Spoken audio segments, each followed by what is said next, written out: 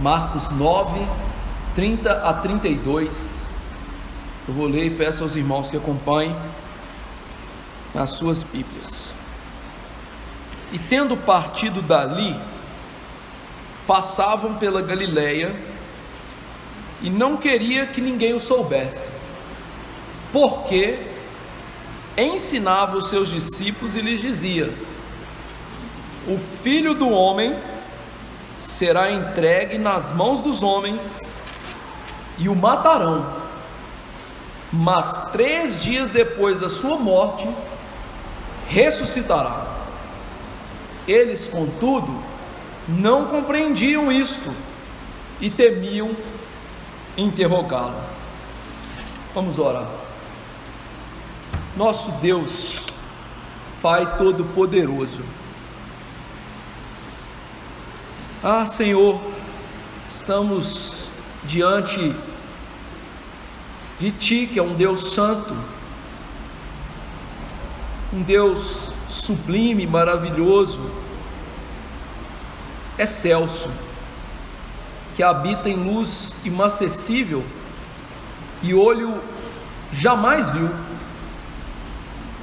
Mas também estamos diante de um Deus que se faz presente na vida de pecadores como nós, pelo Teu Santo Espírito,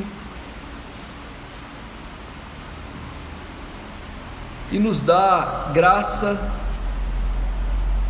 e lembra-se de homens tão pequenos como nós. Tendo em vista essa realidade, que o Senhor habita com o humilde de espírito, com o contrito e abatido de coração, peço que o Senhor tenha misericórdia de nós nesse momento, para que aprendamos o Evangelho da salvação, para que as palavras de Cristo façam sentido para nós, e nos salvem e nos transformem. É tão triste ver que os apóstolos não compreenderam o que Jesus falou, e é triste ver que muitas pessoas não compreendem o que é pregado na palavra do Senhor com compreensão espiritual e salvífica. Entendem a explicação do pastor, entendem a lógica das Escrituras, mas não entendem com o coração para crer, para serem perdoadas, para serem transformadas. Que nessa noite o Senhor venha mudar essa realidade, de maneira que o Senhor fale conosco e nós entendamos para a salvação, para uma vida transformada, para um discipulado verdadeiro de Jesus, para uma vida com Cristo de obediência, de amor, de dedicação, para a glória dEle. Abra o nosso entendimento, e ao fazer tudo isso, exalte o Teu nome glorioso. Tu, ó grande Deus, escuta a oração desse pobre pecador, em nome de Jesus Cristo, amém. Queridos irmãos, nós vimos que entramos na segunda grande sessão de Marcos, em que ele vai nos ensinar sobre a missão de Jesus, o que Jesus veio fazer. Curiosamente, Marcos tinha já nos informado isso no capítulo 8, quando Pedro confessa Jesus como Cristo, o Filho de Deus. Então Jesus começa a expor que era necessário que ele morresse, que ele sofresse na mão dos homens e que ele ressuscitasse. Pedro, ao ouvir aquilo, repreendeu Jesus: Senhor, não queira isso para o Senhor, de maneira nenhuma. E Jesus retrucou, chamando Pedro até de Satanás. E logo em seguida Jesus deu uma palavra para ele sobre o discipulado, mostrando o quê? Que crer em Jesus é divisivo, e quem crê em Jesus tem que seguir Jesus como ele quer. Por isso Jesus disse que eles deveriam tomar a cruz e seguir. Curiosamente, essa mesma estrutura acontece no capítulo 9 de Marcos, O centro do capítulo 9 de Marcos é Jesus falando que tem que morrer e ressuscitar, e mostrando para os discípulos o que é ser discípulo. No caso aqui, a ênfase agora não está na cruz, mas em ser pequeno, em ser servo, em ser humilde. O capítulo 10, o que você acha que vai acontecer? O centro do capítulo 10, essas duas temáticas aparecem. O Filho do Homem vai ter que morrer, e vocês, apóstolos, têm que ser discípulos. Então, o capítulo 8, o capítulo 9 e o capítulo 10 tem duas grandes temáticas. Jesus tem que morrer e ressuscitar, e nós temos que ser discípulos segundo as Escrituras. Mas um outro pano de fundo está aqui permeando esses capítulos, que é o pano de fundo do Antigo Testamento, o Êxodo. Você deve se lembrar que Jesus subiu ao monte e foi transfigurado, e quando ele desceu, nós vimos que ele encontra uma multidão de incredulidade, que foram os 3 sermões que eu preguei sobre a expulsão do demônio de um jovem. Então o pano de fundo é o Êxodo. Jesus, como Moisés, subiu no monte, lá se foi manifestada a glória do Senhor. Quando Moisés desce, ele encontra a incredulidade. Quando Jesus desce, ele encontra a incredulidade. O que Moisés começou a fazer com o povo depois disso? Andar com o povo e ensinar o povo a servir a Deus, a ser discípulo de Deus. O que Jesus vai fazer agora? Andar com os discípulos para Jerusalém e ensinar os discípulos a serem servos de Deus.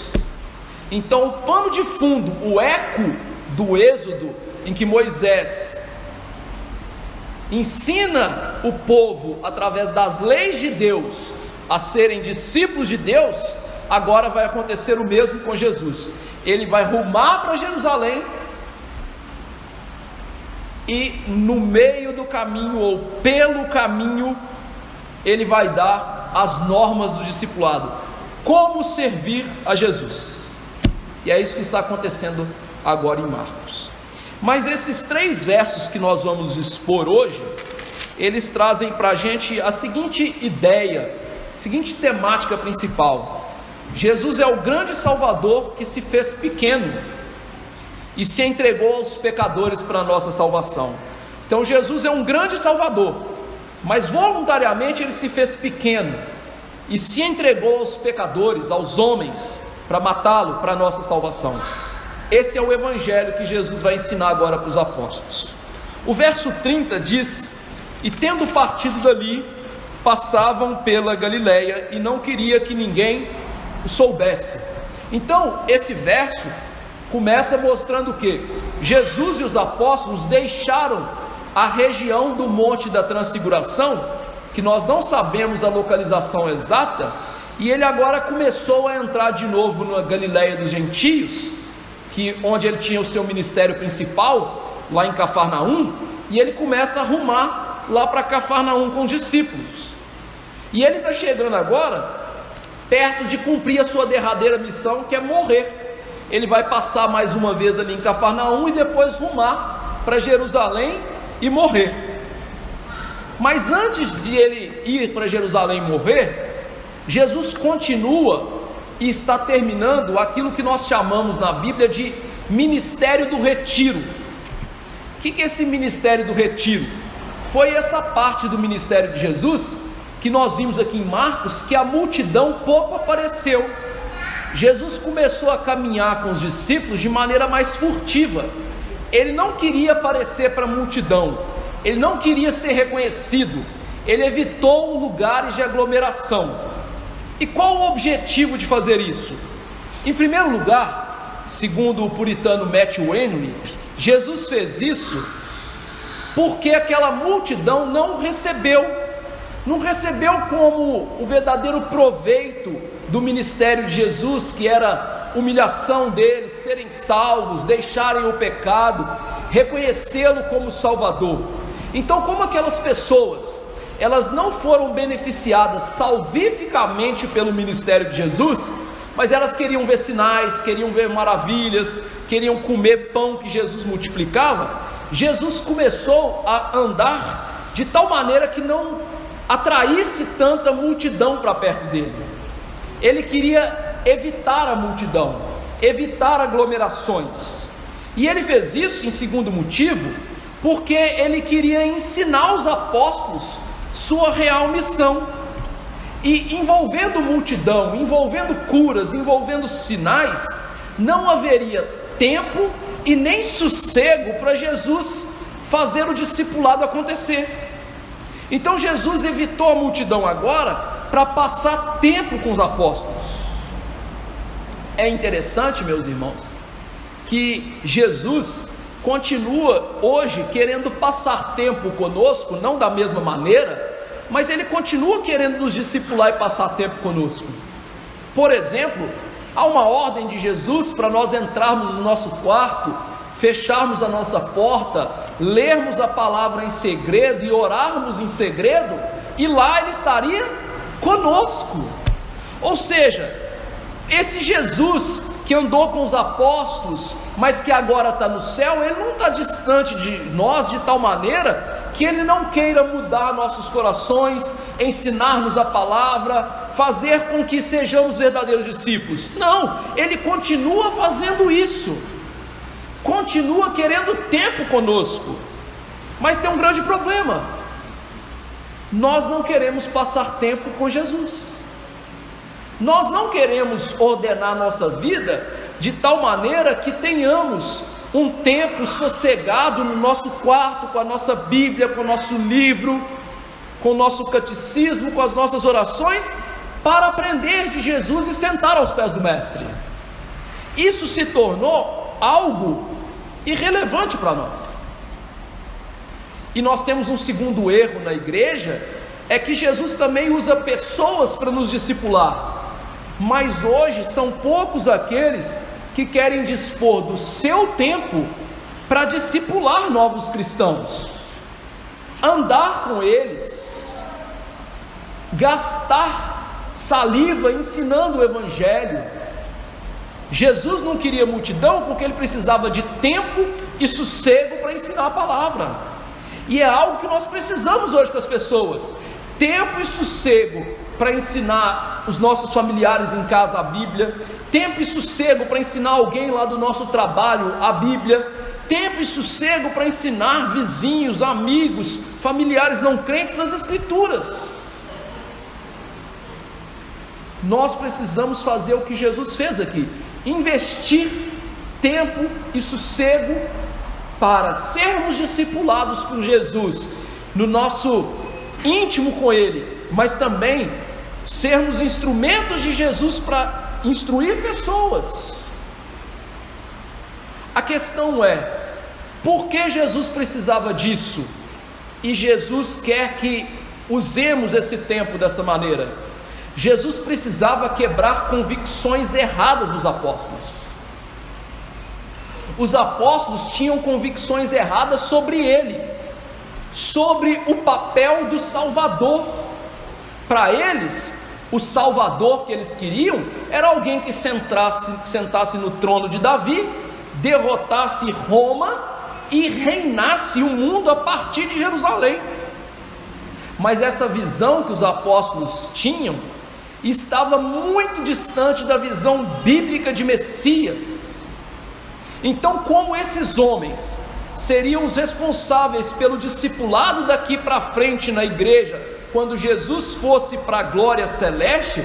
Tanto que Jesus, ao deixar os apóstolos, a ordem que eles deu foi: ide por todo o mundo, fazei discípulos. Mas como os apóstolos iam fazer discípulos sem entender a verdade? Como que esses homens iam fazer discípulos sem entender a missão de Jesus? Então Jesus quer passar tempo para quebrar essas convicções erradas dos apóstolos, mudar a visão que eles tinham dele mesmo, e não só dele mesmo, a visão bíblica que eles tinham. E aqui então Jesus nos dá um vislumbre de como fazer discípulos. Primeira coisa que a gente precisa fazer, discípulos, é gastar tempo com as pessoas. Segunda coisa, entender suas convicções, ver quais são as convicções não bíblicas e confrontá-las, levá-las à verdade da palavra, mostrar que a Bíblia é diferente daquilo que elas pensam, e sim, pela graça de Deus, convencê-las biblicamente que elas estão erradas e que elas precisam mudar suas convicções. E tudo isso envolve tempo, tudo isso envolve disposição de se envolver com pessoas, tudo isso envolve gastar sola de sapato, por assim dizer. Investir em pessoas, foi isso que Jesus fez. Jesus não treinou a multidão, Jesus treinou 12. Jesus investiu em pessoas, Jesus passou tempo com pessoas. Eu fico, por exemplo, olhando esse ministério de discipulado de Jesus, e às vezes eu olho para essas mega igrejas que tem 5.000 pessoas. Como um pastor pode conhecer 5.000 pessoas, passar tempo com 5.000 pessoas e discipular 5.000 pessoas? Aí você fala assim, mas eles têm uma equipe pastoral. Sim, de 5, 10 indivíduos. Meu amigo, como que você vai discipular 500 pessoas de uma vez? Percebe como a visão hoje de igreja deixou de ser a visão de discipulado, de gastar tempo com as pessoas, de investir nelas para ter números. O que importa é números, mas Jesus mostrou o contrário. Ele não importou em discipular a multidão, ele discipulou 12. E nós precisamos dessa visão bíblica das coisas, pensar biblicamente, agir biblicamente e gastar nosso tempo biblicamente com pessoas, ensinando a elas a palavra, a cosmovisão cristã, a maneira correta de viver, de crer, de agir. Mas são poucos hoje que gastam tempo assim, que se dignam a fazer isso. Por exemplo, alguns de vocês passaram por um catecúmenos para entrar nessa igreja. Foram quantas lições? Hoje nós temos um catecúmeno de 8 meses e que ainda é pouco.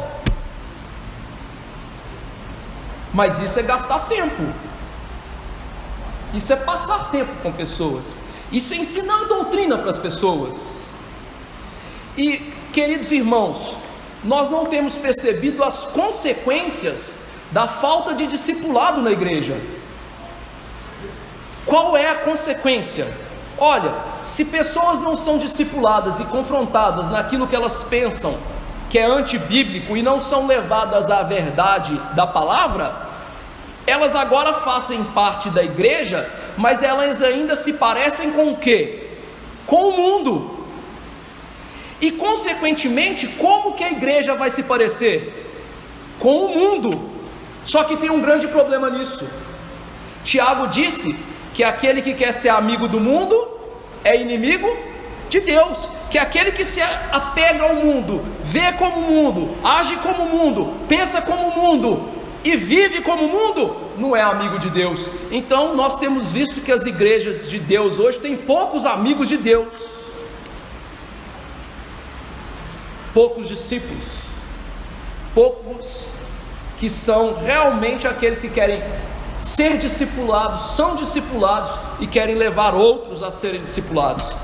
O ministério de Jesus do retiro nos dá essa grande lição: discipulado é essencial, devemos discipular pessoas. Foi isso que Jesus fez. E o que Jesus queria falar com esses homens? O que é o centro desse discipulado? É dinheiro? É fama?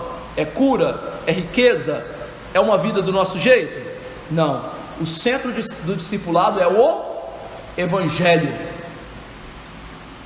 Jesus queria ficar sozinho com os apóstolos. Olha o que Marcos diz, conjunção explicativa: porque ensinava os seus discípulos e lhes dizia: o Filho do Homem será entregue nas mãos dos homens e o matarão, mas 3 dias depois da sua morte ressuscitará. Jesus queria passar tempo com os discípulos para ensinar para eles o Evangelho, para ensinar para eles a sua missão, o que ele veio fazer nesse mundo. Eles teriam que aprender que tipo de Messias e salvação esse homem, que é Deus, também veio fazer. Jesus então quer aproveitar o tempo, não é para ensinar para eles como ficar ricos, como serem legais, descolados, parecerem-se com o mundo, serem relevantes. Jesus gastou tempo para ensinar-lhes o centro da mensagem, o Evangelho da salvação, a sua real missão. O que eu vim fazer nesse mundo? E que é uma difícil lição, porque Jesus vai falar da sua morte. Ele veio falar da sua morte. Morte, meus irmãos, que os apóstolos não conseguiam entender a sua necessidade extrema. Jesus não morreu por um capricho de Deus. Jesus não morreu porque ia ser legal morrer assim. Jesus morreu de acordo com um decreto de Deus, sábio, santo, que sabia que não havia maneira honesta, justa, de salvar pessoas senão pela morte substitutiva de Jesus. Por isso Deus decretou a morte de Jesus na eternidade passada. Pedro diz isso lá em Atos 2:23, quando ele diz que o Senhor Jesus foi entregue pelo determinado desígnio e presciência de Deus. Ou seja, Pedro entendeu lá na frente o que Jesus estava ensinando para ele agora. O plano é: Jesus tem que morrer, Jesus tem que dar a sua vida. Isso é necessário, tanto que o apóstolo João em Apocalipse chama Jesus de o Cordeiro morto desde antes da fundação do mundo. É necessário, o plano passa pela morte de Jesus. E meus irmãos, Deus nunca mudou esse plano. O plano sempre foi criar o homem perfeito, o homem cair em pecado e Jesus vir morrer por pecadores eleitos. E isso era necessário para a nossa salvação. Não há salvação sem a morte de Jesus.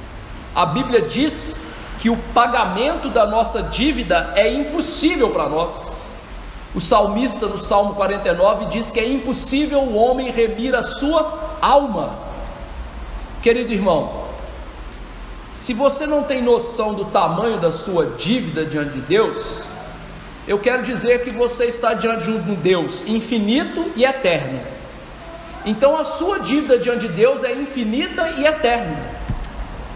Só que tem um grande problema: você é finito e não é eterno, é fugaz, é passageiro. Então como que você pode pagar uma dívida dessa? Como que você pode restituir a Deus algo tão grandioso? Não tem como. Por isso, no centro desse plano está a morte de Jesus, a morte que passa por um sangue perfeito, remidor, porque na lei de Deus diz que quase todas as coisas se purificam com sangue, e sem o derramamento de sangue não há remissão de pecados, Hebreus 9:22. Ou seja, para que eu e você fôssemos salvos e pagássemos essa dívida infinita, nós deveríamos ser perfeitos e derramar o nosso sangue. Ué pastor, se eu morrer, o que valeu? Como é que eu pago minha dívida? Exatamente, não faz sentido. Então alguém tinha que morrer por nós. Jesus está ensinando isso para os apóstolos. Ele tinha que morrer. A solução passava por isso: alguém que satisfizesse a justiça de Deus. E para isso era necessário alguém que não é ordinário, não é comum. Por isso Jesus disse aí: o Filho do Homem será entregue nas mãos dos homens. Jesus, pela segunda vez ao falar da sua morte, ele usa essa expressão filho do homem, que liga a sua divindade, a sua messianidade, ao seu domínio sempre eterno sobre todas as coisas. Então Jesus mostra que ele é um grande salvador. Ele vai morrer, mas ele não é um salvador qualquer, é alguém grandioso, alguém que, expressão essa é citada em Daniel 7, 13 e 14, aparece na Bíblia como governador do universo. Então Jesus está mostrando para eles literalmente o que? Eu tenho que morrer, mas eu sou alguém especial, alguém que domino sobre todas as coisas, alguém que tem autoridade sobre todas as coisas. Eu sou o filho do homem que governa tudo, eu sou aquele que tem autoridade. Eu não sou um messiazinho pequeno como vocês veem. O Messias de vocês, apóstolos, é pequeno, alguém que vai derrotar Roma. Não, eu sou o Messias grandioso. Estou aqui diante de vocês como pequeno, como servo, como aquele que vai morrer. Mas essa não é a verdadeira identidade minha, alguém pequeno, alguém que não tem poder. A minha verdadeira identidade é o Messias divino, o Deus homem, o Deus salvador, o Yahvé que salva, o Deus de Abraão, Isaac e Jacó, que tirou o povo do Egito e que salvou o povo do Egito. Esse sou eu, o verdadeiro Deus. Eu não sou um mártir qualquer. Jesus está mostrando que ele é o Filho de Deus, mas ele é o Filho de Deus que vai nos salvar, que diz aí, será entregue nas mãos dos pecadores. E é interessante, será entregue, está dizendo que Jesus sofreria essa ação. Entregue por quem? Em primeiro lugar, está implícita a traição de Judas. Jesus está mostrando para os seus discípulos que ele seria entregue por algum deles. E meus irmãos, Jesus, ao falar dessas coisas, ele fala com tal naturalidade, porque ele sabia o plano eterno. O plano eterno é dele, do Pai, do Espírito Santo. Então ele sabia exatamente como ele morreria. Ele não foi pego de surpresa quando Judas deu um beijão nele e falou assim: está aqui Jesus, pode levar embora. Não.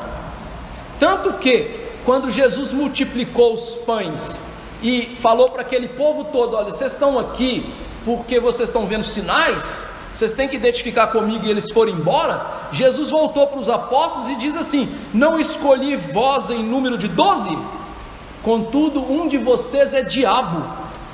Referia-se a ele, a Judas Iscariotes, porque era quem estava para traí-lo, um dos 12. Jesus sabia exatamente que ele seria traído pelo discípulo mais importante, aquele que era o tesoureiro, aquele que carregava a bolsa, aquele que recebeu um bocado de pão molhado lá na celebração da última Páscoa. Eu serei entregue. Deus preparou esse vaso de perdição para que estivesse no corpo apostólico e entregasse Jesus. Em segundo lugar, ser entregue, nós temos algo muito interessante aqui. Esse verbo entregar, existe mais de um verbo entregar no grego. Marcos fez questão de usar um verbo grego que Paulo usou 3 vezes na epístola dele aos Romanos, lá no capítulo 1. No capítulo 1, Paulo escreve no verso 24, 26 e 28, que Deus entregou os homens aos seus pecados para a punição dos seus pecados. Esse verbo que Marcos usa, entregar, é o mesmo que Paulo usa. Então o que Marcos está dizendo para a gente ao interpretar as palavras de Jesus é que Jesus seria entregue nas mãos dos homens para morrer pelo próprio Deus, que ao Deus entregar Jesus na mão dos homens, ele estaria entregando Jesus como uma oferta para a quitação da ira divina. Ou seja, Jesus está ensinando para a gente o seguinte, irmão: eu vou ser entregue à ira de Deus. Deus está me entregando a sua ira. Ele vai derramar lá naquele Calvário o vaso de ira que pesava sobre nós. Essa é a essência do Evangelho. Aquele que tem todo o poder, aquele que é o escolhido, comissionado de Deus, o autorizado para agir sobre Deus, aquele que tem todo o poder no céu e na terra, aquele que é o grande Deus e Salvador, ele vai se render à ira de Deus através das mãos de homens iníquos e pecadores. Com isso, Jesus dá a entender que ele está sob o julgamento de Deus. O julgamento de Deus contra a humanidade vai cair sobre Jesus. E é isso que nós lemos lá em Isaías 53: o castigo que nos traz a paz estava sobre ele, pelas suas pisaduras nós fomos sarados. Jesus está ensinando para eles o seguinte: eu sou oferta pelo pecado de vocês.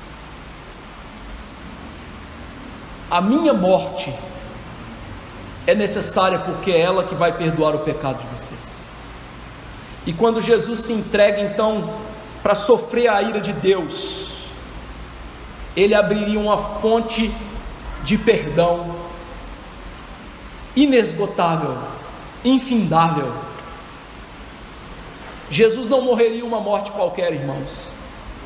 Jesus morreria na mão de pecadores, sendo espancado, cuspido, achincalhado, na mão dos seus compatriotas, por meio dos romanos, que laceraram seus tendões, seus músculos, lhe fizeram carregar uma cruz, passar por uma dor excruciante, porque Deus assim determinou ele sofrer a ira dele no nosso lugar. É isso que você merecia, é isso que eu mereço, é isso que nós deveríamos receber. Mas quem recebeu foi Jesus. Por isso Isaías escreve aquele capítulo 53 dizendo: ao Senhor agradou moê-lo, fazendo enfermar, quando der ele a sua alma como oferta pelo pecado. Você agradaria de moer o seu filho para salvar um estuprador?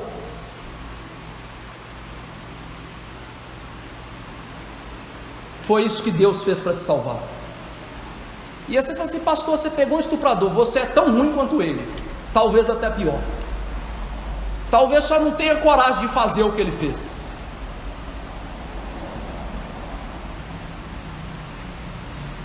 Jesus morreu por nós, que não somos nada bons, irmãos. E o maior sofrimento de Jesus foi receber essa culpa do nosso pecado. Deus olhar para ele como um pecador para a nossa salvação. E como Jesus sofreu na alma por ter sobre ele a nossa injustiça. Ah, mas bendito Evangelho da nossa salvação, porque Paulo disse que aquele que não conheceu o pecado, Deus o fez pecado por nós, para que fôssemos feitos justiça de Deus, 2 Coríntios 5:21. O Evangelho que Jesus está discipulando os apóstolos é esse,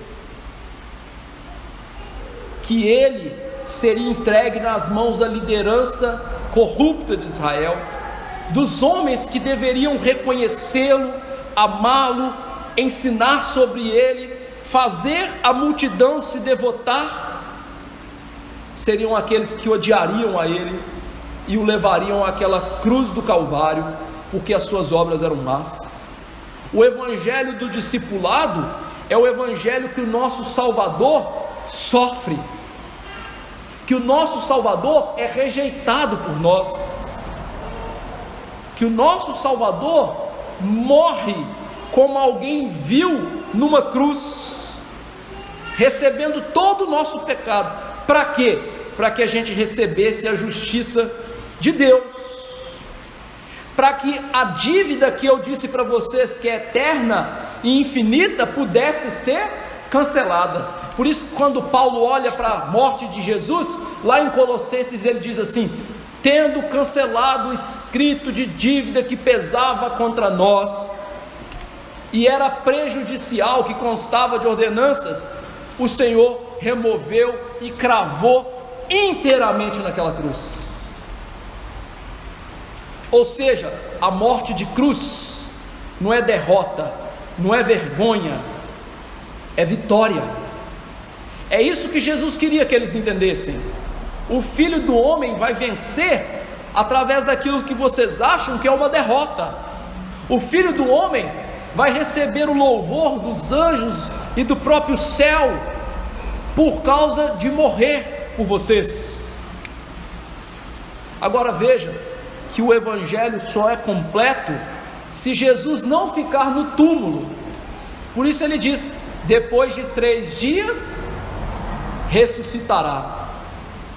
Jesus faz questão de mostrar para eles o que? Sim, eu vou morrer, sim, eu vou receber a ira de Deus, mas isso não é o final da história.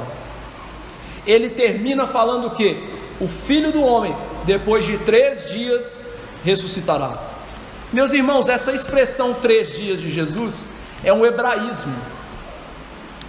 Eu e você, ocidentais, nós contamos o tempo de maneira diferente dos hebreus. A gente conta o nosso dia de meia-noite e 1 segundo até as 23 horas, 59 minutos e 59 segundos. Então veja, nós contamos assim, de meia-noite a meia-noite, no populacho. Os hebreus contavam o dia de maneira diferente, de 6 da manhã às 6 da tarde. Então quando Jesus diz que ele ficou 3 dias na sepultura, ele não está falando de 3 dias de 24 horas como nós estamos acostumados. Jesus não falou que ele ficou 72 horas na sepultura. Ele ficou 3 dias na maneira hebraica de se contar. Primeiro dia, sexta-feira, ele foi sepultado antes das 18 horas. Segundo dia, raiou o sábado até o pôr do sol do sábado. Terceiro dia, o começo do domingo. Então Jesus ficaria 3 dias morto, segundo as Escrituras. Mas ele não ficaria morto. As Escrituras também apontavam para a ressurreição de Jesus. E é isso que Jesus quer que eles entendam. O fim da história não é a minha morte. O fim da história é a minha ressurreição. E é interessante que Marcos descreve a ressurreição de Jesus como uma coisa que Jesus faz em si mesmo.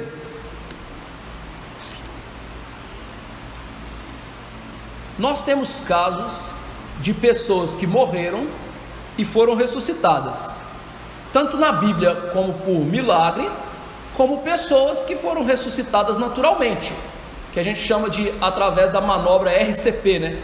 Ressuscitação cardiopulmonar. Tem gente que ficou morto até 5, 6, 7 minutos e voltou. Aí sim é um milagre, né? Voltar depois de tanto tempo e ainda continuar com faculdades mentais. Mas ninguém nesse mundo tem capacidade de se ressuscitar. Eu vou dar um tiro em mim e vou me trazer de volta à vida. Isso não existe. Mas quando Marcos descreve a ressuscitação de Jesus, ou a ressurreição de Jesus, ele descreve como Jesus fazendo isso em si mesmo. Então veja, esse Senhor que nós cremos, ele se fez pequeno para ser entregue aos homens e morrer como um servo na cruz, mas ele é um grande Salvador. Ele mesmo já disse isso, ele é o Filho do Homem, mas ele é um grande Salvador não só por ser o Filho do Homem, mas por ter um poder de trazer a si mesmo de volta à vida. A Bíblia diz o seguinte, João 10, 17, 18: por isso o Pai me ama, eu dou a minha vida para reassumir, ninguém a tira de mim, pelo contrário, eu espontaneamente a dou, tenho autoridade para entregar e também para reaver. Este mandato recebi de meu Pai. Então Jesus tem uma autoridade sobre a vida e sobre a morte dele que nós não temos. Você acha que você pode morrer quando você quiser? Talvez você fale assim: pastor, mas um suicida tira a vida dele quando ele quiser. Mas foi ordenado por Deus, porque há pessoas que tentam suicidar e não conseguem. Por exemplo, eu conheço uma pessoa que deu 3 tiros na cabeça e não morreu. Eu conheço, deu 3 tiros na cabeça, e os 3 tiros funcionaram, não falharam não, e não morreu. Meu amigo, você não tem poder nem para tirar a sua vida. É claro que eu não incentivo ninguém a suicidar, mas se você tentar suicidar e Deus não quisesse você morrer, você não morreria não. Agora Jesus disse assim: eu tenho poder para dar minha vida. É por isso que lá na cruz diz que ele doou o Espírito, ele entregou o Espírito, ele expirou, porque se Jesus não quisesse morrer naquela cruz, eles podiam ter crucificado, esquartejado, botado fogo, fazer igual filme de terror, né? E ele não teria morrido. Então ele dá a sua vida espontaneamente, e ele não só dá, mas como ele diz, e aí é mais incrível ainda, né? Eu tenho poder para reaver minha vida. Eu tenho autoridade para isso. É por isso que a Bíblia diz e faz questão de registrar palavras de Jesus como: eu sou a ressurreição e a vida, como eu sou aquele que estive morto e estou vivo, que tenho as chaves da morte e do inferno, Apocalipse 1,18. Jesus, querido irmão, aprenda isso, ele tem uma autoridade tão grandiosa, que ele podia trazer-se de novo à vida, e era isso que ele ia fazer, era isso que ele queria mostrar para os discípulos. Agora veja a concepção dos apóstolos de um Messias, de um Salvador, um rei político que vai acabar com Roma. E daí, Roma caiu, e vieram inúmeros outros impérios, até maiores do que Roma. E daí? Que Messias que é esse? Agora, olha o Messias da Bíblia, o Messias que Jesus prega: Deus, que se entregou para morrer, e deu a sua vida, e tem poder para retomar, e que aplaca a ira de Deus, só isso. Qual Messias que é maior? Qual Messias que é melhor? É isso que Jesus estava ensinando para os apóstolos. Vocês estão pensando muito pequeno, vocês acham que vocês estão na crista da onda, né? Vocês estão pensando muito pequeno. Deixa eu mostrar para vocês o verdadeiro pensamento de Deus. Eu sou o grande Salvador, eu me fiz pequeno porque eu quis para salvar vocês, mas eu sou o grande Salvador que vocês precisam. E aí? Você entendeu essa mensagem? E os apóstolos? Diz o verso 32: eles contudo não compreendiam isto, e temiam interrogá-lo. Jesus falou do sofrimento, da morte, de voltar a viver, e os apóstolos não prestam atenção nisso.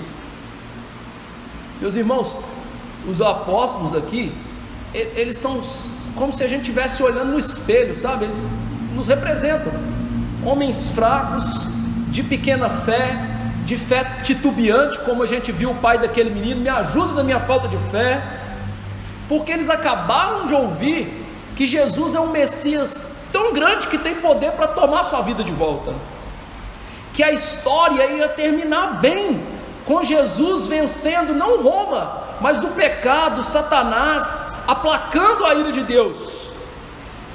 Mas eles não entenderam. E aí você pergunta: por que que os apóstolos não entenderam isso? Primeiro motivo: o preconceito que eles tinham com a ideia de Jesus ser um Messias que não atendesse às expectativas deles. Então veja, eles tinham uma expectativa de quem Jesus deveria ser. Só que Jesus não se encaixava no perfil dos apóstolos.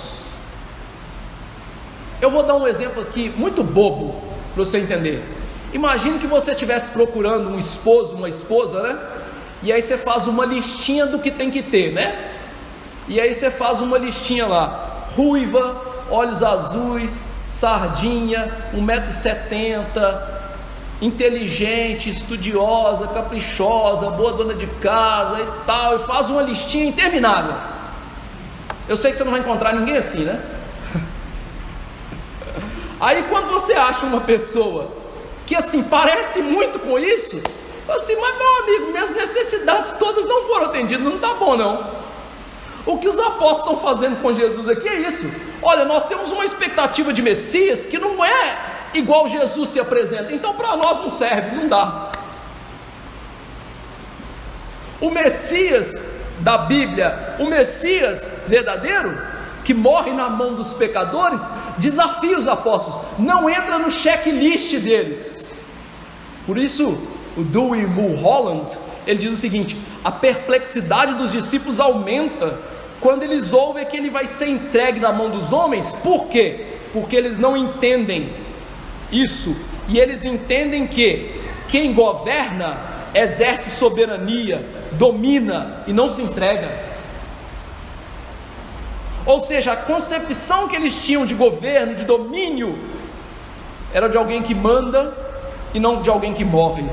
Então a ideia dele de Salvador não era de Jesus. Jesus não se sujeitava à ideia deles. Alguém que vence pela força é o que eles queriam, não alguém que vence por auto-sacrificar-se.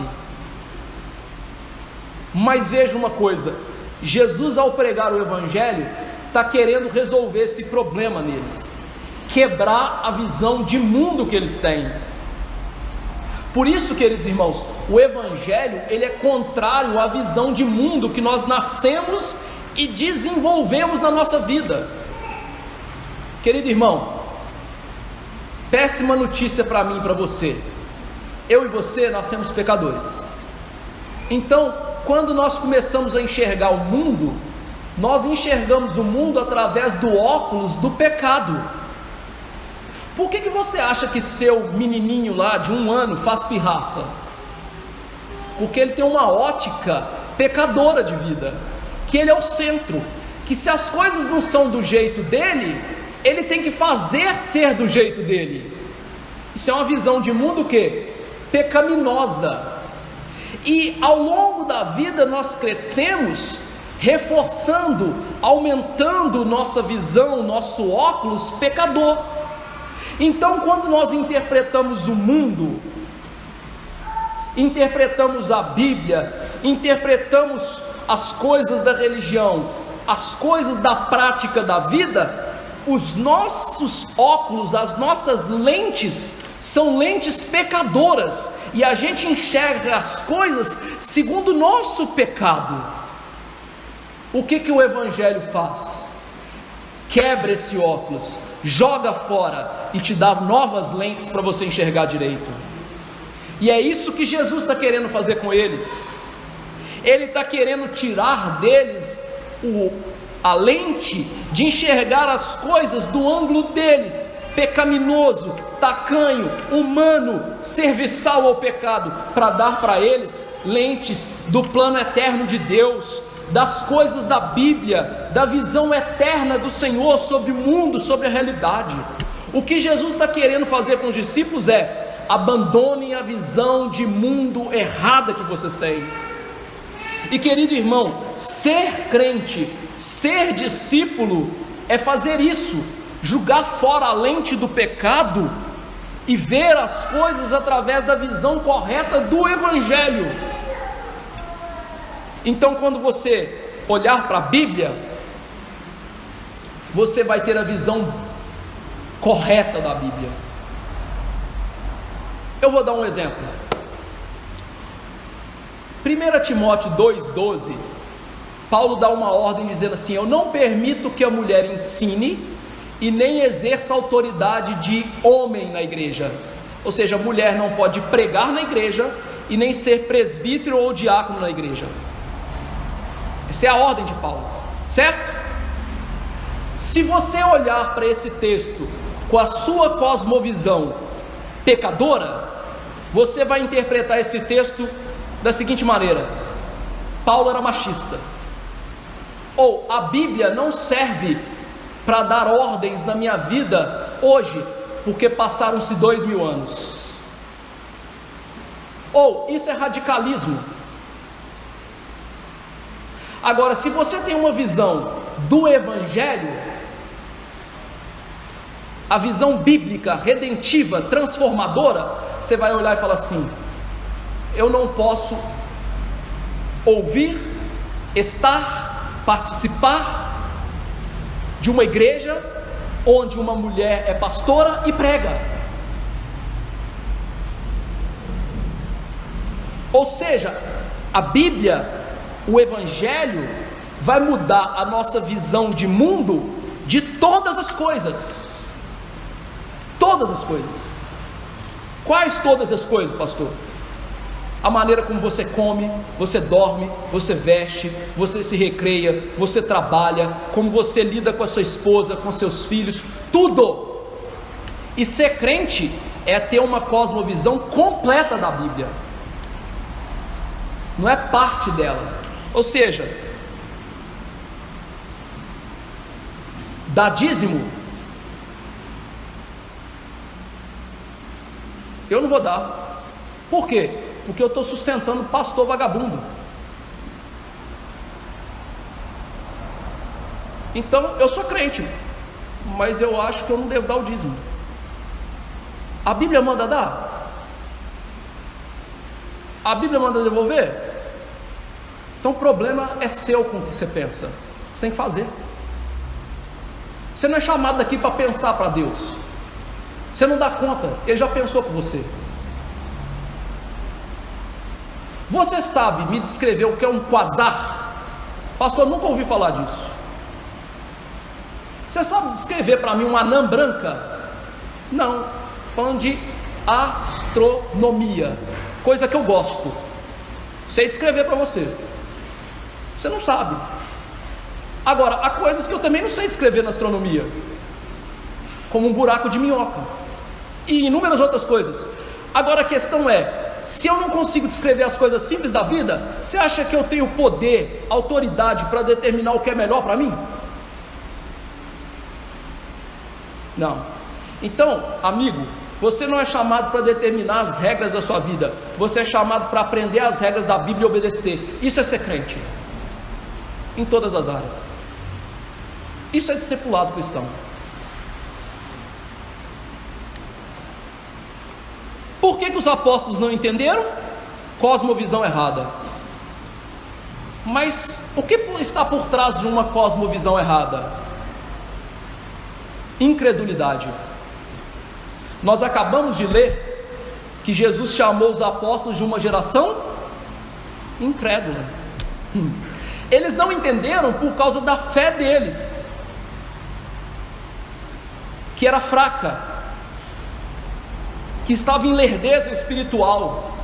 Lá no sopé do monte eles não conseguiram expulsar o demônio, e ali eles entenderam o que? Nossa fé é fraca, pequena, deficiente, que não consegue aceitar plenamente um Salvador que é grande e se faz pequeno para morrer por nós. Então a fraqueza de fé deles estava atrapalhando o conhecimento espiritual e a prática espiritual deles. Ou seja, a fé atrapalha a maneira como a gente entende, aceita e pratica a Bíblia. Claro, a falta de fé. Por isso, os apóstolos, eles não estavam preocupados com isso, eles estavam preocupados com outra coisa. Como nós vamos ver no próximo sermão, sabe o que os apóstolos estavam preocupados? Quem que é o maior entre a gente aqui? Quem que é o melhor entre nós? Ou seja, a falta de fé deles levou ao orgulho, em vez deles se submeterem à palavra, em vez deles amoldarem a sua vida à palavra, eles queriam ser grandes, cabeça, governar. E é por isso que eles não aceitam um Jesus que vai morrer, se sacrificar. É interessante que Lucas diz no seu registro que eles estavam impedidos de entender essa palavra. E meus irmãos, eu creio piamente que esse impedimento tinha a ver com o preconceito e a falta de fé dos apóstolos. Só que tá triste, né? Você ouvir disso? Mas a história termina ainda mais triste. Temiam interrogar, temiam perguntar Jesus. Ora, eles acabaram de ouvir algo que eles não compreenderam. O que eles deveriam falar? Jesus, me ajuda, me ensina. Eles não fizeram isso quando eles fracassaram diante do demônio? Mas lá eles passaram vergonha pública, né? Aqui não, eles estão sozinhos com Jesus. E aí o que eles fazem? Nós não vamos perguntar. Qual o motivo? A gente tem que voltar um pouquinho no tempo aqui nessa história. Quando Jesus disse que ia morrer e ressuscitar, Pedro falou assim: não vai fazer isso não. E Jesus chamou ele de Satanás. Ou seja, ele foi repreendido por não entender e não aceitar. Por isso um puritano do século 17 diz que eles não queriam ser de novo repreendidos, ou seja, eles temeram que Jesus falasse assim: vocês são Satanás, vocês não estão entendendo as coisas de Deus.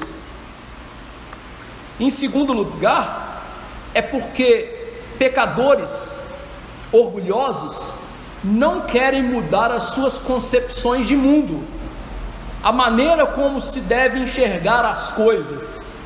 Ou seja, eles preferem continuar com a sua velha opinião formada sobre tudo, do que ser transformado por Jesus para ver uma visão bíblica sobre tudo. O orgulho faz com que nós não queiramos mudar as nossas concepções.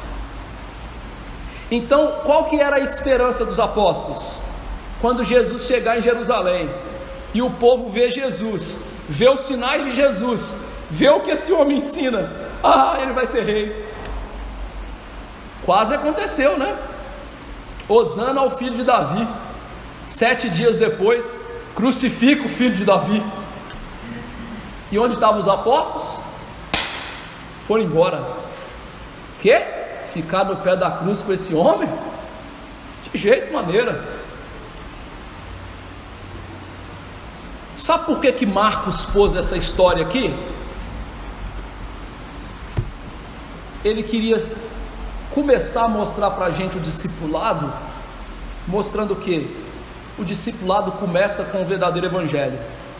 Se você não conseguir entender que Jesus é o rei que se fez pequeno para morrer por nós, isso era necessário, e isso muda toda a nossa vida, você nunca vai conseguir ser discípulo.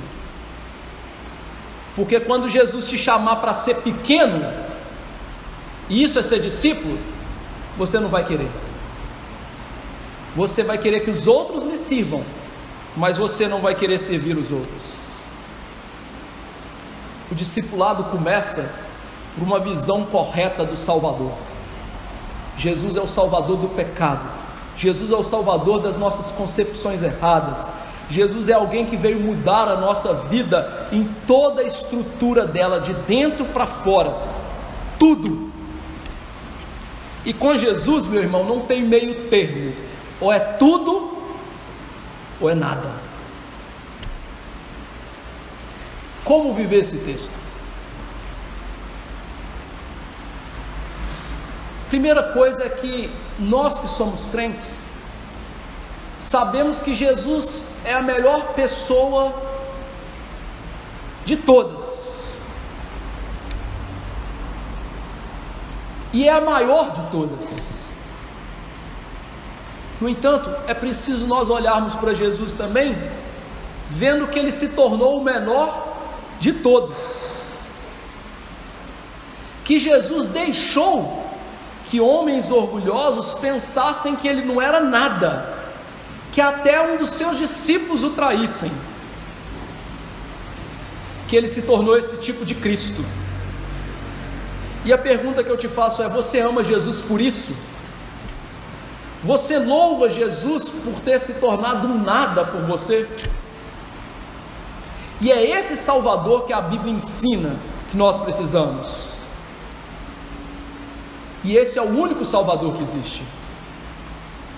Você está pronto para entender que o grande pecador, que o grande Salvador, se fez pequeno e foi declarado um grande pecador por você? E entender que o reino de Deus só se entra nele sendo pequeno, querendo ser pequeno como Jesus?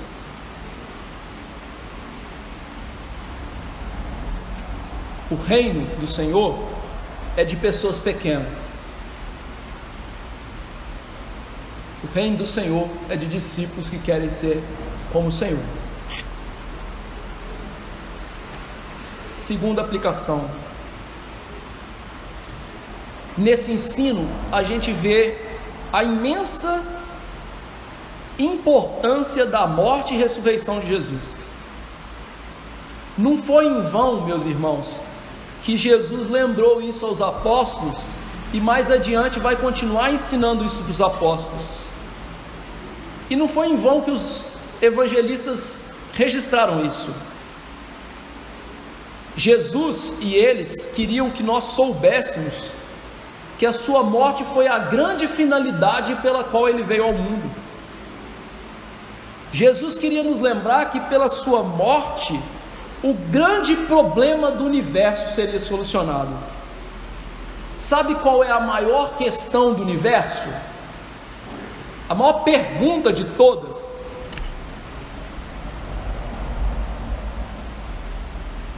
É como Deus pode ser justo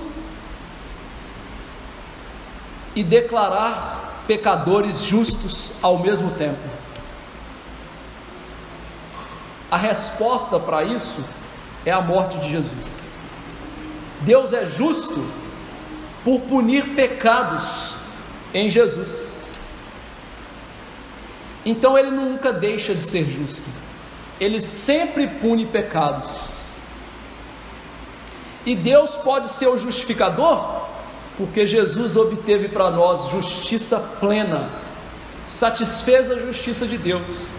E Deus então pode, pela sua graça, por meio da nossa fé, nos dar essa justiça. Ele é o justo e o justificador. Se você não consegue entender, aceitar e responder positivamente a isso, você não é um verdadeiro crente. Você precisa saber isso, precisa aprender isso, precisa saber responder vivencialmente, experiencialmente a isso.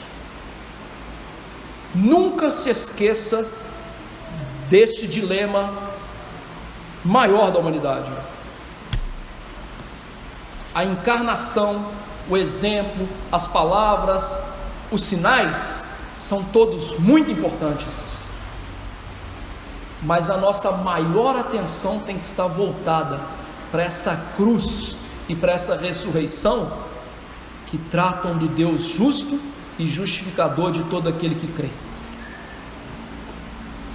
Esse é o centro do Evangelho. Terceira aplicação: quando você olhar então para Jesus, não veja um derrotado porque ele morreu por nós naquela cruz. Na verdade, essa é a grande beleza do plano de Deus, a vitória estrondosa por algo que parece uma acachapante derrota. Mas nisso a gente vê a grandeza, o poder, a sobreexcelência e a sabedoria de Deus. Quem poderia bolar um plano assim? Vocês gostam de futebol? Será que alguém planejaria um plano assim? meu time vai perder a final de 10-0 e vai ser campeão? Alguém ia pensar assim? Não, você ia pensar assim, meu time vai ser campeão ganhando de 50. Isso é que é legal, não é? Aí Deus vem com a sua sabedoria e fala assim, não, melhor mesmo é parecer que Jesus perdeu naquela cruz, mas lá naquela cruz ele estava derrotando o diabo, ele estava pagando os nossos pecados, ele estava suportando a minha ira, e mais, ele ainda tinha poder e retomou a sua vida, e tem o poder sobre todas as coisas. Tudo isso faz com que Jesus seja o Salvador grandioso que nós precisamos. É curioso hoje como as pessoas querem um Jesus tão pequeno, se a Bíblia apresenta um Jesus tão grande e tão maravilhoso, né? Como que a gente gosta de coisa tacanha, né? Coisa ruim, né? Mas esse grande Salvador, ele nos deu um grande exemplo também de humildade, e essa é uma grande virtude que precisa ser cultivada na nossa vida, só que é antinatural, não vem de fábrica, você não vai encontrar na esquina, você precisa da graça de Jesus para te fazer manso e humilde como Ele. Quarta aplicação, um puritano disse o seguinte sobre esse texto: muitos permanecem ignorantes porque querem, porque têm a vergonha de aprender. Esse homem mostra para a gente que os crentes muitas vezes não querem crescer na fé, levar suas dúvidas até Jesus. A Bíblia nos chama a ser diferente, irmão. A Bíblia nos chama a crescer em fé, a deixar nossas dúvidas para trás. Só que o grande problema hoje é que a gente não quer isso. A gente não quer investir tempo em oração, meditação, leitura da palavra, ler bons livros, meditar nesses bons livros. Crescer dá trabalho. Deixar as dúvidas para trás exige esforço. E o problema é que nós estamos igual aos apóstolos. Nós estamos com vergonha de perguntar, com vergonha de aprender. Agora, eu não sei se a gente tem que ter vergonha de aprender, a gente tem que ter vergonha de ser ignorante. Por exemplo, o nosso presidente não sabe nem conjugar o plural, né? É nós foi.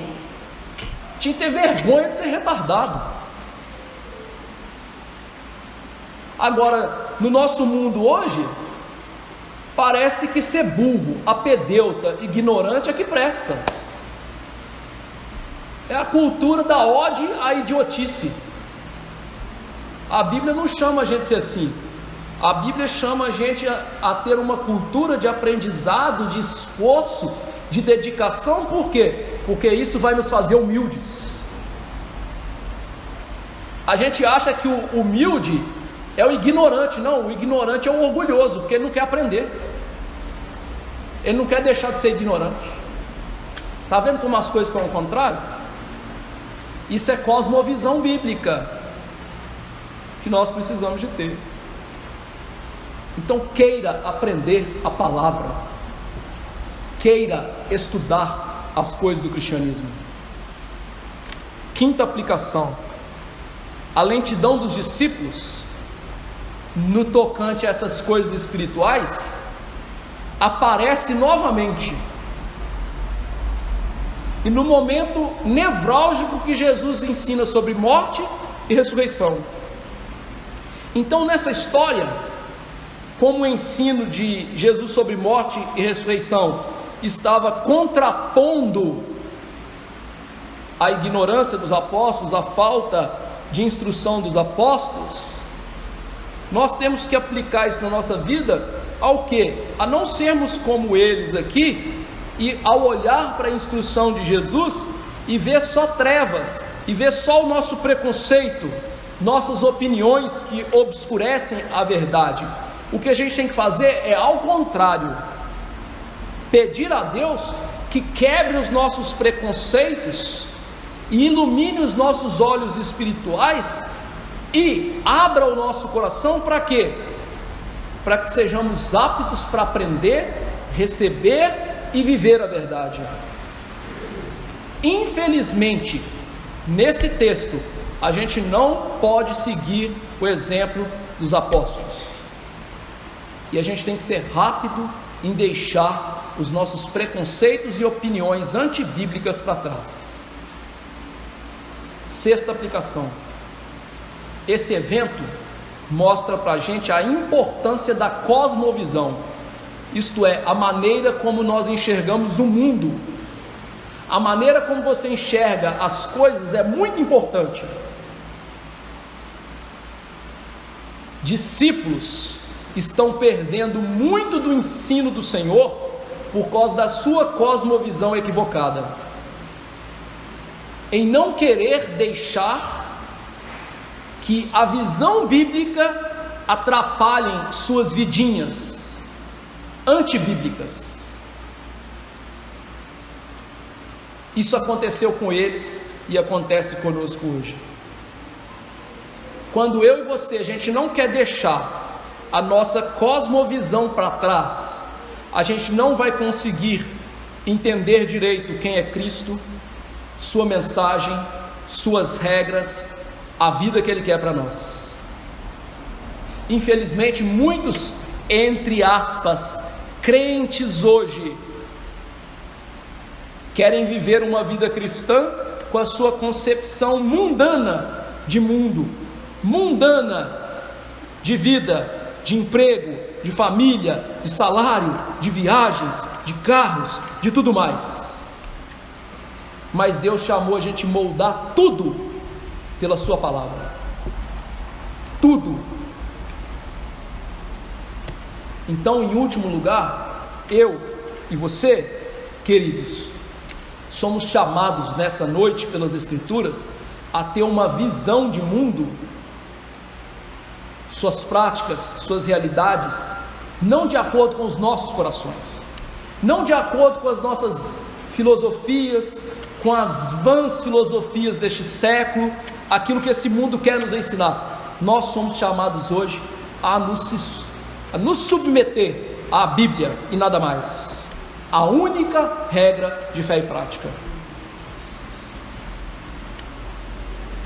É necessário que eu e você nos arrependamos e voltemos para o padrão da Escritura para todas as coisas. Deus sabe o que é melhor, Deus sabe o que é certo. Como eu disse, as coisas até bobas da vida, a gente não sabe como funciona. Como é que funciona uma televisão de plasma? Não sei. LCD? Também não sei. LED? Não sei. As coisas bobas a gente não sabe. Você acha que na sua humanidade, na sua pequenez, é você quem vai saber o que é certo e errado nesse mundo? Não, é a Bíblia. Então, meu irmão, vai ser amigo de Deus e tomar a visão da Bíblia para você, para todas as áreas da sua vida. Todas as áreas da sua vida. E gente, eu fico impressionado com a Bíblia, porque a Bíblia fala de todas as coisas. A Bíblia fala até sobre sexo. A Bíblia fala até sobre comida, bebida. A Bíblia fala sobre vestimenta. A Bíblia fala sobre escolher profissões. A Bíblia fala sobre gastar tempo com coisas. A Bíblia fala sobre tudo.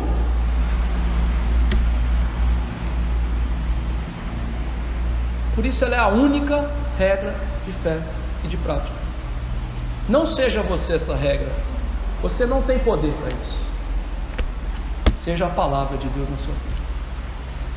Vamos orar, irmãos, pedir misericórdia de Deus, só a misericórdia de Deus na nossa vida. Vamos nos colocar de pé e orar.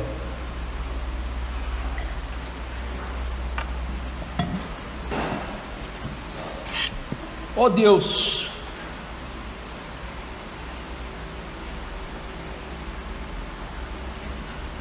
quanto a palavra do Senhor nos confrontou hoje.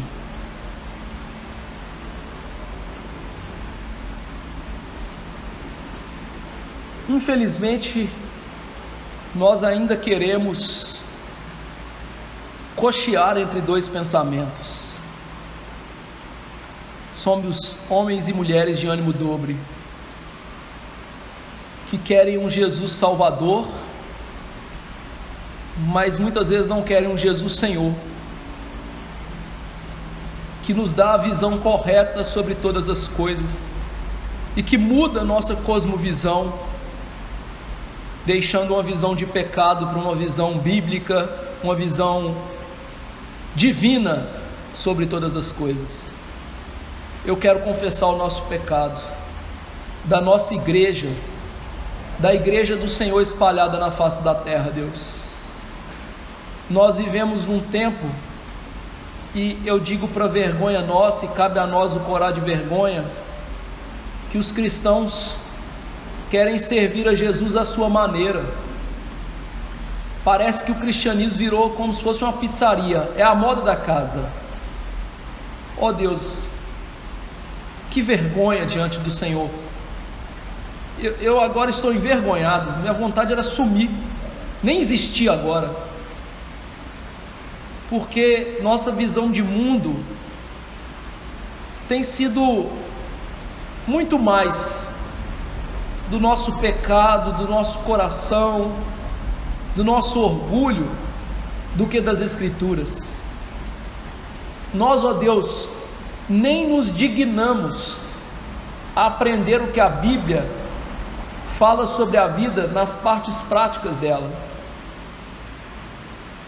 Quantos de nós se casaram sem se preparar biblicamente para casar? Quantos de nós, durante os anos do seu casamento, nunca leram um livro para trabalhar o casamento de maneira bíblica? Quantos de nós nunca leu nada nas Escrituras sobre vocação para escolher a profissão que ia seguir? Quantos de nós não leem o que a Bíblia fala sobre o gasto do dinheiro e gastam os seus dinheiros com bobagem, mas não de maneira bíblica? Quantos de nós não estão nem aí para a maneira bíblica de comer, de vestir, de se exercitar, de descansar, de se recrear? Tudo isso mostra que na verdade um cristianismo para nós é uma quimera, não passa de algo etéreo e que não muda a nossa vida. Que vergonha! Por favor, nos perdoe, nos tira essa ideia de sermos discípulos do nosso jeito, quebra as nossas concepções de mundo, gera em nós desejo de aprender biblicamente como viver, e nos faça viver assim, Senhor. E faça com que a igreja volte às Escrituras para viver assim.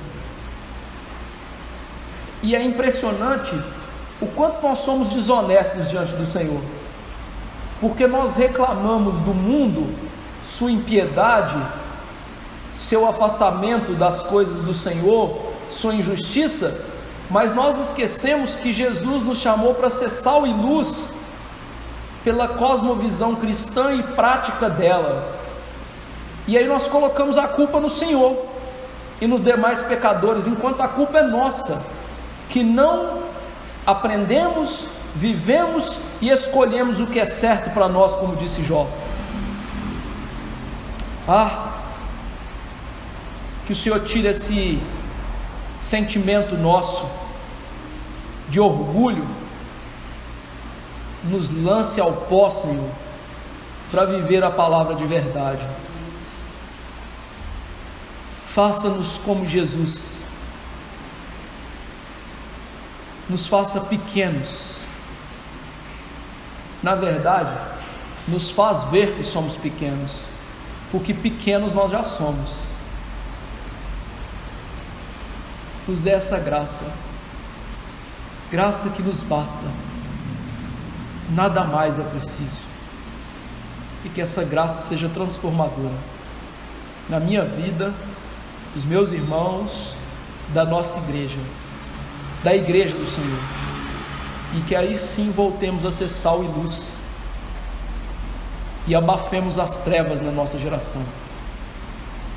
É no nome de Cristo que eu lhe imploro. Amém.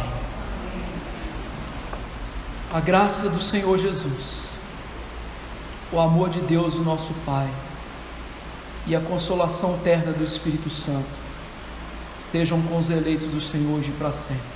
Amém.